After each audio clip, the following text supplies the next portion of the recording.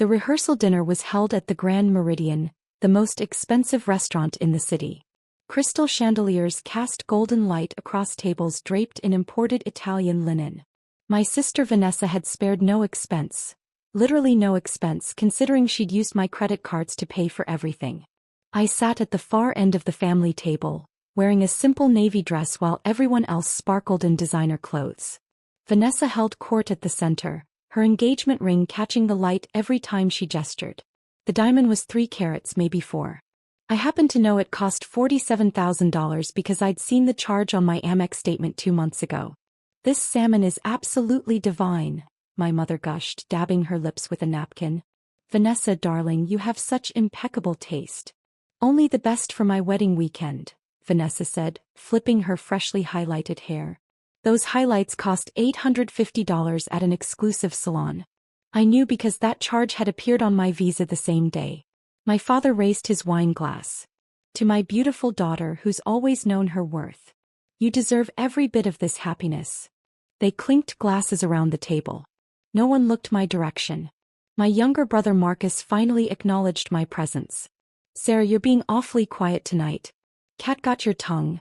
"Just enjoying the food," I said calmly, cutting into my chicken. The rehearsal dinner cost $18,000 for 60 guests. The charge had hit my MasterCard 3 days ago. "Of course she's quiet," Vanessa said, laughing. "What could she possibly contribute to a conversation about luxury weddings? She works some boring government job and lives in that sad little apartment." My mother nodded sympathetically. "Sarah, honey, we keep telling you, you need to put yourself out there more. Look at your sister. She's marrying an investment banker. Meanwhile, you're 32 and still single." "My career keeps me busy," I said. "Career?" Vanessa snorted. "You're a bank examiner or something equally dull." "How thrilling." She turned to her fiancé Brett, who sat beside her looking smug in a custom suit. "Brett makes more in bonuses than Sarah probably makes all year." Brett smirked. "Banking is where the real money is. Retail banking examination must be quaint." "Something like that," I said, taking a sip of water. The truth was, I worked for the Federal Reserve as a senior banking investigator, specializing in financial crimes and fraud. But I'd learned long ago that my family wasn't interested in the truth about my life. They'd decided I was the boring, unsuccessful sister, and nothing I said would change their minds. My Aunt Linda leaned across the table. "Sarah, dear, you really should let Vanessa help you with your wardrobe. That dress looks like something from a discount store." "It's comfortable," I said. "Comfortable," Vanessa repeated mockingly. "That's Sarah's entire life philosophy. Comfortable apartment, comfortable job, comfortable clothes. Meanwhile, some of us actually have ambition." The table laughed. I noticed my cousin Rachel recording on her phone, probably for Instagram. She'd been documenting every moment of Vanessa's wedding journey for her 50,000 followers. "Speaking of ambition," my father said, "Brett, tell us more about this deal you're closing." Brett launched into a detailed story about a merger he was facilitating. I listened carefully, noting several details that sounded questionable from a regulatory standpoint, but I remained silent. Around me, my family hung on his every word, impressed by his financial acumen. "That's the kind of go-getter attitude that builds wealth," my father said approvingly. "Not like these government workers who just coast along with their pension plans." "Dad makes a good point," Marcus added. "Sarah, when are you going to get a real job? Something in the private sector where you can actually make money?" "I'm satisfied with my position," I said. Vanessa leaned forward, her eyes glittering with malice. "You know what, everyone? I have a confession to make." She paused dramatically, making sure all attention was on her. "I've been using Sarah's credit cards for wedding expenses." The table went silent. Then my mother laughed nervously. "Vanessa, don't joke about things like that."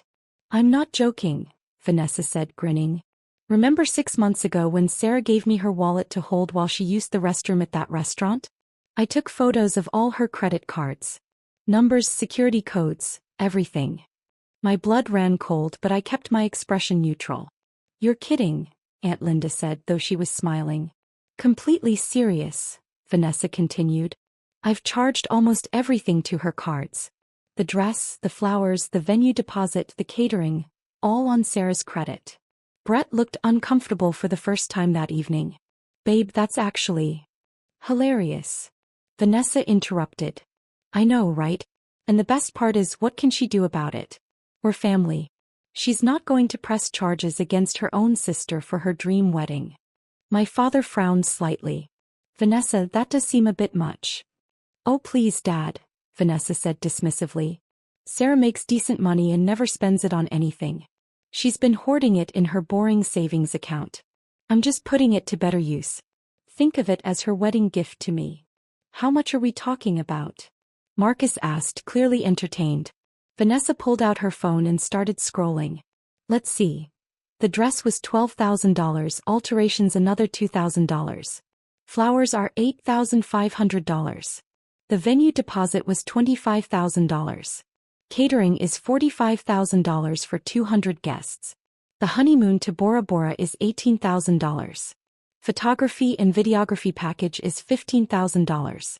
The rehearsal dinner tonight is $18,000. Entertainment is $12,000. Invitations were $3,000. She kept listing items, each more expensive than the last. My mother's eyes widened. That's over $150,000. $167,430 to be exact, Vanessa said proudly. And that's not counting the smaller things. Hair, makeup, the bridal party gifts, the decorations. I'd say we're probably closer to $190,000 total. The table sat in stunned silence. Vanessa, Brett said quietly, you told me your parents were paying for the wedding. They're paying for some of it, Vanessa said with a wave of her hand. But Sarah's covering the bulk. Whether she knows it or not. I carefully set down my fork. So you're admitting to credit card fraud? Vanessa laughed. Fraud? We're sisters. You can afford it. Stop being so dramatic. Actually, I said calmly, using someone else's credit card information without permission, regardless of relationship, constitutes identity theft and credit card fraud under federal law. It's a felony. Oh, here we go, Vanessa rolled her eyes.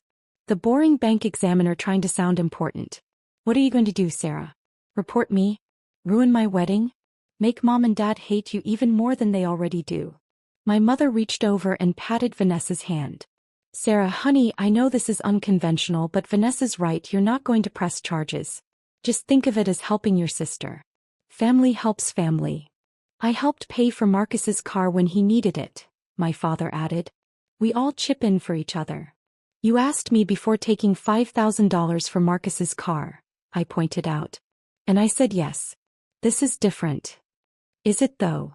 Vanessa challenged. You would have said no if I asked. You're selfish like that.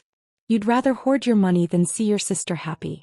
So I just bypassed the part where you say no. Rachel was definitely recording now, her phone aimed directly at me. This is incredible content, she whispered to my cousin James. So what? Marcus said. You going to call the cops on your own sister at her wedding weekend? That would make you the villain in this family forever. I looked around the table. Every face showed the same expectation, that I would back down except this, let Vanessa have her dream wedding at my expense. They'd already decided I was the lesser daughter, the boring sister. In their minds, my money was expendable, my feelings irrelevant. Just to be clear, I said slowly, you're admitting that you deliberately stole my credit card information and used it to make unauthorized charges totaling approximately $190,000? Oh my God, yes, Vanessa said with exasperation. What are you going to do about it? To me? I don't have the money to pay you back. Brett and I are using all our savings for the down payment on our house. So even if you took me to court, which would make you a terrible sister and a terrible person, you'd get nothing. She's got a point, my father said. Sarah, just let it go. The money's already spent. Vanessa's wedding is tomorrow. Don't ruin her special day over money. It's not about the money, I said quietly. It's about the principle. The principle? My mother scoffed. The principle is that family supports family. Clearly you don't understand that. I pulled out my phone. Who are you texting? Vanessa demanded. You better not be starting drama in the family group chat. I'm not texting anyone, I said, opening my secure work app. I'm filing an official report. The table erupted in laughter. A report with who? Marcus guffawed. The Better Business Bureau? Oh, I'm sure they'll get right on it. I typed quickly, entering the case details, suspect information and evidence summary. My credentials auto-populated at the top of the form. Senior Special Agent, Federal Reserve Criminal Investigation Division. Sarah works for the Federal Reserve, Brett said dismissively to the table. They examine banks, make sure they're following regulations. They don't investigate individual crimes. The Federal Reserve has multiple divisions, I said calmly, still typing. The Division of Banking Supervision and Regulation does examine banks. That's not where I work. Then where do you work? My father asked. The Criminal Investigation Division, I said, submitting the report. I'm a federal agent who investigates financial crimes, including credit card fraud, identity theft, bank fraud, and money laundering. The laughter died. You're not a federal agent, Vanessa said, but her voice had lost its confidence. You're a bank examiner. I'm a senior special agent, I corrected. I've been with the Criminal Investigation Division for 8 years. Before that, I spent 2 years with the FBI's Financial Crimes Unit. I looked up from my phone. I specialize in identity theft cases. My mother's face had gone pale. Sarah, you're exaggerating. You would have told us if you were an FBI agent. I left the FBI 6 years ago, I said. And I did tell you. At Thanksgiving in 2019, I mentioned my promotion to the Federal Reserve Criminal Investigation Division. You told me to stop being boring and change the subject to Vanessa's new boyfriend. The table was completely silent now. Brett cleared his throat. Okay, but surely you're not going to actually prosecute your own sister. You're just trying to scare her. I've already filed the report, I said, showing them my phone screen. The official Federal Reserve seal was visible at the top, along with my badge number and the case number that had been automatically generated. As a federal agent, I'm legally obligated to report crimes I become aware of, even if they involve family members. Sarah, my father said slowly, let's think about this rationally. I am thinking rationally, I interrupted. Vanessa admitted to deliberately stealing credit card information and making unauthorized charges totaling approximately $190,000. She did this on camera. I nodded toward Rachel, who had lowered her phone, looking panicked. In front of multiple witnesses at a public venue. This isn't a he said she said situation. This is a documented confession to multiple federal felonies. Federal. Vanessa whispered.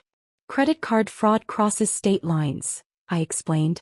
The credit card companies are based in different states, vendors are in multiple states, and the honeymoon involves international travel. That makes it federal jurisdiction. The FBI will likely be involved, along with the Secret Service Financial Crimes Division. The Secret Service investigates financial crimes? Marcus asked stupidly. That's their primary function, I said. Most people don't know that. Vanessa's hands were shaking. You can't do this. It's my wedding tomorrow. You should have thought of that before committing multiple felonies, I said simply. My mother found her voice. Sarah Elizabeth Morrison, you stop this right now. I am your mother and I'm telling you to drop this ridiculous report or whatever you filed. I met her eyes. With all due respect, Mom, you have no authority over federal law enforcement investigations. I have authority over you, she snapped. I'm 32 years old and a federal agent, I replied. You really don't. My phone buzzed. I glanced down at the message from my supervisor, Assistant Director James Chin. Report received. Team is 15 minutes out. Do you need immediate backup? I texted back. Situation stable. Suspects not fleeing. See you soon. Who are you texting? Brett demanded. My supervisor, I said. He's coordinating the response team. Response team. Vanessa's voice cracked. What response team? The FBI and Secret Service don't take kindly to financial crimes of this magnitude, I explained. When someone confesses to stealing nearly $200,000, they tend to respond quickly. Especially when the victim is a federal agent. It suggests the perpetrator either didn't know or didn't care about the law, both of which are concerning. The restaurant had gone quiet around us. Other diners were watching our table with interest. Brett stood up abruptly. We're leaving. I wouldn't recommend that, I said calmly. Fleeing would add additional charges and make you look guilty of conspiracy. Conspiracy. Brett sat back down heavily. I didn't know anything about this. You didn't question where the money for a $200,000 wedding came from? I asked. Vanessa told you tonight she charged it to my credit cards. You said nothing. I just found out. Brett protested. And yet you didn't immediately insist she call the credit card companies to reverse the charges, I pointed out. That could be seen as complicity after the fact. Brett turned to Vanessa, his face red. I told you we should have had a smaller wedding. I told you $200,000 was insane. You said your parents were paying. They were supposed to, Vanessa said, tears starting to stream down her face. But then Dad's investments didn't do as well and Mom said they could only give $30,000 and I'd already put down deposits and I couldn't have a cheap wedding, everyone would judge me. So you committed fraud? Brett shouted, drawing looks from the entire restaurant. Do you have any idea what this could do to my career? I work in banking. I can't be married to a convicted felon. Maybe you should have thought of that before you benefited from the proceeds of fraud, I suggested. My father stood up. Everyone calm down. Sarah, sweetheart, please. Let's talk about this privately. I'm sure we can work something out. There's nothing to work out, I said. The report has been filed. The investigation is underway. Federal agents are en route. How long do we have? My mother asked frantically. I checked my phone. About 10 minutes now. The table erupted into chaos. Marcus started Googling credit card fraud penalties on his phone. Aunt Linda was calling her lawyer husband. Rachel had completely forgotten about Instagram and was deleting the videos she'd recorded. My parents were having a frantic whispered conversation with Vanessa, who was sobbing into her napkin. Brett had moved 3 seats away from Vanessa and was on his phone with someone saying, I had no knowledge of any illegal activity, over and over. A well-dressed man approached our table. Excuse me, I'm the manager. We've received complaints about the noise level. I'm going to have to ask you to. Federal agent, I said, showing him my badge. There's about to be a law enforcement operation here. You might want to clear the surrounding tables. His eyes widened. Should I call the police? Federal agents are already en route, I assured him. But you should probably make sure your security footage from tonight is preserved. It's evidence in a federal case. He backed away quickly, speaking urgently into his radio. My mother grabbed my hand. Sarah, please. She's your sister. Your only sister. You can't send her to prison. She sent herself to prison, I said, not unkindly. I told her it was fraud. She laughed at me. She asked what I could do about it. You can stop this, my father pleaded. You filed the report, you can unfile it. That's not how it works, I explained. Once a federal crime is reported, especially one this significant, the investigation proceeds regardless of the victim's wishes. Even if I wanted to drop it, which I don't, I couldn't. Vanessa looked up, mascara running down her face. I'm sorry, okay? I'm sorry. I'll pay you back. With what money? I asked. You just told everyone you spent all your savings on a house down payment. We'll sell the house, Brett said immediately. We'll return everything for the wedding we can still return. We'll make payments. That's between you and the court, I said. Restitution is typically part of sentencing. Sentencing? Vanessa whispered. Credit card fraud involving amounts over $100,000 typically carries a sentence of 5 to 10 years in federal prison, I said. Identity theft adds another 2 to 5 years. Depending on how the prosecutor structures the charges, you could be looking at a significant sentence. But I'm getting married tomorrow, Vanessa sobbed. You might want to postpone, I suggested. The restaurant's front doors opened. Assistant Director Chin entered, followed by 4 other agents in FBI windbreakers and 2 Secret Service agents in dark suits. The restaurant went completely silent as they approached our table. Agent Morrison, A.D. Chin said formally. We received your report. I stood. Sir. This is the suspect, Vanessa Morrison. I gestured to my sister, who had gone white as a sheet. She confessed to identity theft and credit card fraud in front of multiple witnesses approximately 20 minutes ago. Is the confession recorded? Asked one of the FBI agents. Rachel silently held up her phone. I'll need that phone as evidence, the agent said, putting on gloves. But my Instagram, Rachel started. We'll return it after we extract the relevant footage, the agent assured her. Adichin looked at Vanessa. Ms. Morrison, I'm Assistant Director James Chin with the Federal Reserve Criminal Investigation Division. These agents are from the FBI's Financial Crimes Unit and the Secret Service. We need to ask you some questions. I want a lawyer, Vanessa said, her voice shaking. That's your right, Adichin said. But I should inform you that we've already obtained preliminary warrants for your phone records, credit card statements and bank accounts. We'll be executing those tonight. One of the Secret Service agents stepped forward. We'll also need to speak with Brett Morrison. Sir, were you aware of the fraudulent charges? Brett's expensive lawyer veneer cracked. I want a lawyer too. Interesting, the agent said, making a note. My mother stood up, trying to maintain her dignity. This is ridiculous. You're treating my daughter like a criminal over a family misunderstanding. Ma'am, Adichin said patiently, your daughter admitted to stealing credit card information and making approximately $190,000 in unauthorized charges. That's not a misunderstanding. That's multiple felonies. But she's family, my mother insisted. Sarah's family. She shouldn't have reported this. Agent Morrison had a legal obligation to report, Adichin said. But even without that obligation, no one should be expected to absorb a $190,000 loss, family or not. My father tried a different approach. What if we pay it all back right now? Surely that resolves the issue. Restitution doesn't erase the crime, one of the FBI agents explained. If someone robs a bank and then gives the money back, they still robbed the bank. This isn't a bank robbery, my father protested. You're right, the agent said. Bank robbery typically involves less money and shorter sentences than large-scale credit card fraud. The blood drained from my father's face. Over the next hour, the restaurant was transformed into a crime scene. The FBI agents interviewed witnesses, collected Rachel's phone and several other people's phones that had captured video. The Secret Service agents worked with the restaurant to secure their security footage. Adichin coordinated everything while also ensuring the restaurant's other patrons could leave without disruption. Vanessa and Brett were separated and questioned individually. I could see Vanessa crying in the restaurant's private dining room while an FBI agent took her statement.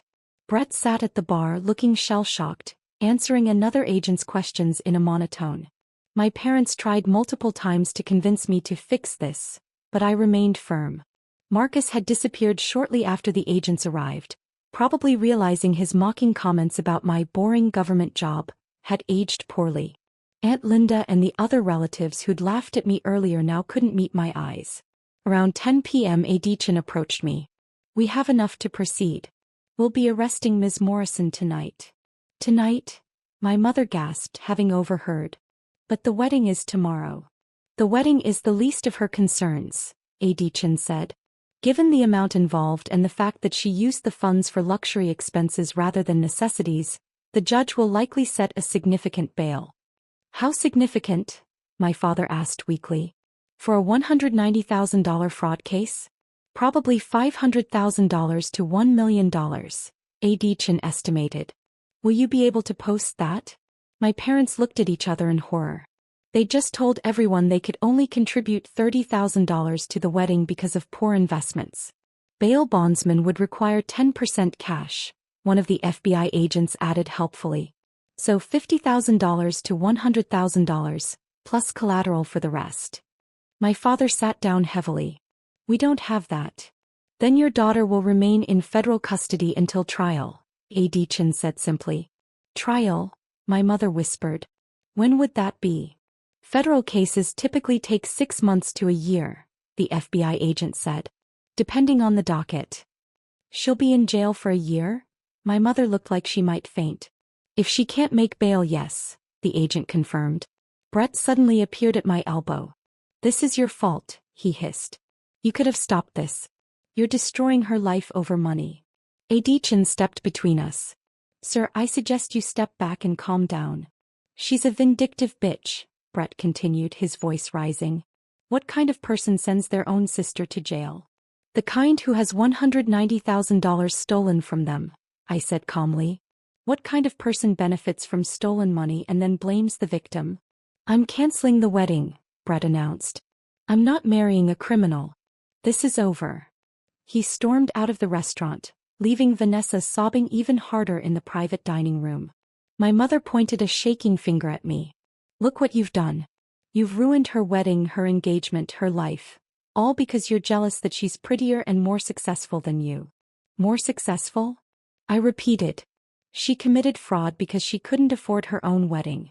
I'm a federal agent with a career I've worked a decade to build. But your mom. She's more successful. My mother's face crumpled. How can you be so cold? She's your sister. She's a thief, I corrected. If a stranger had done this to me, you'd be demanding their arrest. The only difference is we share DNA. At 10:47 p.m., Vanessa was formally arrested. The FBI agent read her Miranda rights while she sobbed. My mother tried to hug her, but the agents needed to process her. My father stood frozen, looking 10 years older than he had at the start of dinner. As they led Vanessa out in handcuffs, she looked at me. I hate you, she said, her voice hoarse from crying. I will hate you for the rest of my life. Okay, I said simply. The restaurant finally emptied around midnight. The manager approached me apologetically. Agent Morrison, there's the matter of the bill. The rehearsal dinner bill? I asked. Yes. It's $18,000. I pulled out the same credit card Vanessa had used to charge it. Add 20% gratuity. The servers dealt with a lot tonight. He looked relieved. Thank you. And for what it's worth, I think you did the right thing. Thanks, I said. Adichin drove me home. That was a hell of a way to spend a Friday night, he said as we pulled up to my building. Sorry you had to deploy the whole team, I said. Don't be sorry, he said firmly. Morrison, you're one of our best agents precisely because you don't make exceptions. The law applies equally to everyone. That's the whole point. My family doesn't see it that way, I said quietly. Your family stole $190,000 from you and expected you to smile about it, he said. Their opinion on your choices isn't really relevant. I nodded slowly. He was right, but it still hurt. Take the weekend, Adichin said. You're officially off duty. If you need anything, call me. I thanked him and went up to my apartment. The same apartment my family had mocked earlier that evening. My sad little apartment with its view of the city, hardwood floors and dedicated home office. I'd bought it outright 3 years ago with my savings. The same savings Vanessa thought I'd been hoarding. My phone buzzed constantly with messages from relatives. I ignored all of them except one from my cousin Zoe, who'd been traveling for work and missed the drama. Zoe, Rachel just called me. What the hell happened? I gave her the abbreviated version. Zoe, so Vanessa stole $200,000 from you, bragged about it, and you had her arrested? Me, essentially, yes. Zoe, good. I never liked her anyway. She threw wine on my dress at your dad's birthday party and blamed it on me. Me, I remember that. Zoe, your parents are going to lose their minds. Me, already have. Zoe, need me to fly back for moral support? Me, I'm okay. But thanks. Saturday morning, I woke to 47 missed calls and 130 text messages. Most were from family members alternating between begging me to drop the charges, impossible, and calling me heartless, possible. But there were also messages from people I hadn't heard from in years. Childhood friends, old colleagues, distant relatives. Apparently the story had spread fast. High school friend, heard what happened. Always knew Vanessa was toxic. Good for you for standing up for yourself. Former FBI colleague. Chin told me what went down. Well handled. Want to get coffee next week? Dad's brother, who my parents hated, your dad called me for bail money. Told him hell no. Proud of you, kid. The story hit local news by Saturday afternoon. Federal agent's sister arrested for $200,000 credit card fraud. The details were vague due to the ongoing investigation, but the basics were there. By Sunday it had gone viral. Apparently, Rachel's Instagram followers had screenshots of her deleted videos, and someone had leaked them. The internet's reaction was swift and brutal. Imagine being dumb enough to confess to federal crimes on camera. She asked, "What are you going to do about it?" to a federal agent's skull. The schadenfreude is strong with this one. Family is family until they steal $200,000 from you. Monday morning I returned to work. My colleagues had left a cake in the break room. Congratulations on your sister's arrest. You guys are terrible, I said, laughing despite myself. We're federal agents, my partner, Detective Williams, said. Dark humor is mandatory. Adichin called me into his office. The U.S. Attorney's Office wants to prosecute this aggressively. They're talking about making it an example case. Why? I asked. Credit card fraud is becoming epidemic, he explained. Having a case where someone openly confessed thinking they were immune because of family relationships. It's a good opportunity to send a message that no one is above the law. What kind of sentence are they pursuing? 8 to 12 years probably, he said. The amount involved, the premeditation, the lack of remorse. It all points to a significant sentence. I absorbed that. My sister could spend a decade in federal prison. You okay with that? Adichin asked gently. She made her choices, I said. I didn't force her to steal from me. I didn't force her to brag about it. I didn't force her to think she was untouchable. He nodded. For what it's worth, I think you're handling this with remarkable professionalism. The arraignment was Tuesday. Vanessa appeared via video from the Federal Detention Center, wearing an orange jumpsuit. She looked small and frightened, nothing like the confident woman who'd mocked me at the rehearsal dinner. The federal prosecutor laid out the charges. 15 counts of credit card fraud, 3 counts of identity theft, 1 count of wire fraud.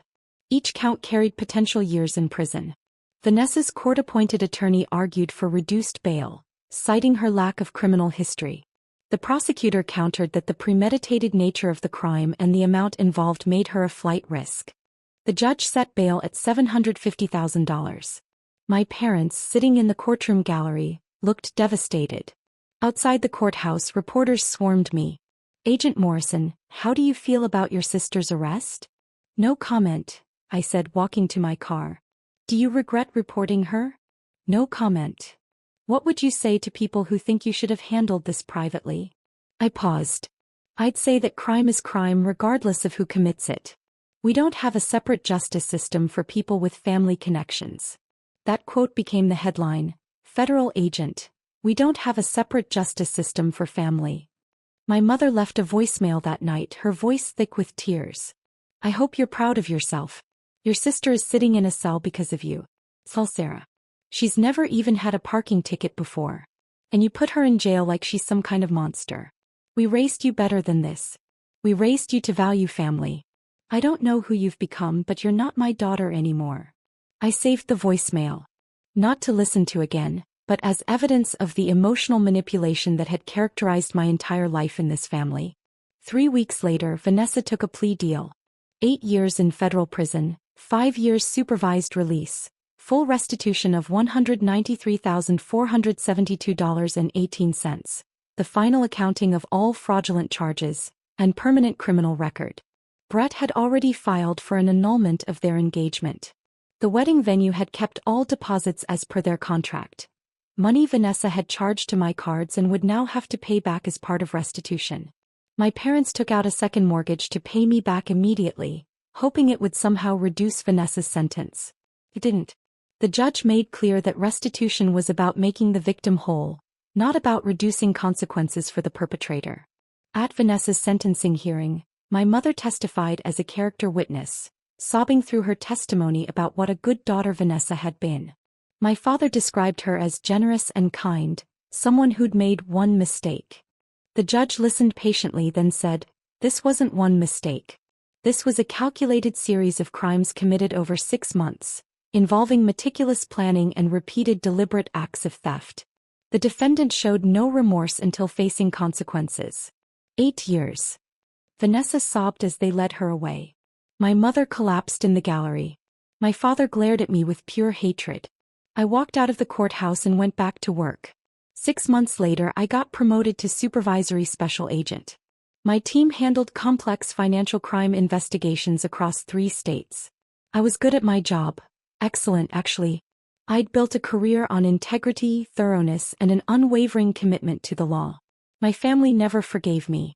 I was excluded from all family events, removed from the family group chat, and written out of my parents' will.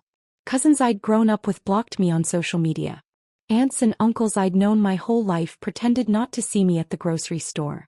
But I'd also gained something, self-respect. For 32 years I'd been the family disappointment, the boring sister, the one who didn't quite measure up. I'd absorbed their contempt, their dismissal, their casual cruelty and convinced myself it was normal. It wasn't normal. And I didn't have to accept it anymore.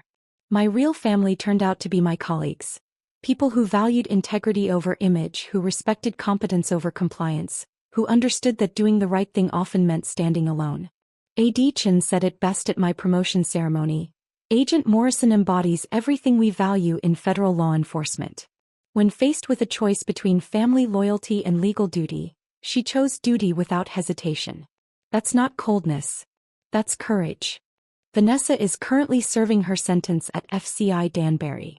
She'll be eligible for early release in 6 years if she maintains good behavior. I hope she uses that time to reflect on her choices and become a better person. But honestly, that's not my problem anymore. I did my job. I enforced the law. And I refuse to let family ties become immunity from consequences. Sometimes doing the right thing costs you everything. But sometimes everything you lose wasn't worth keeping.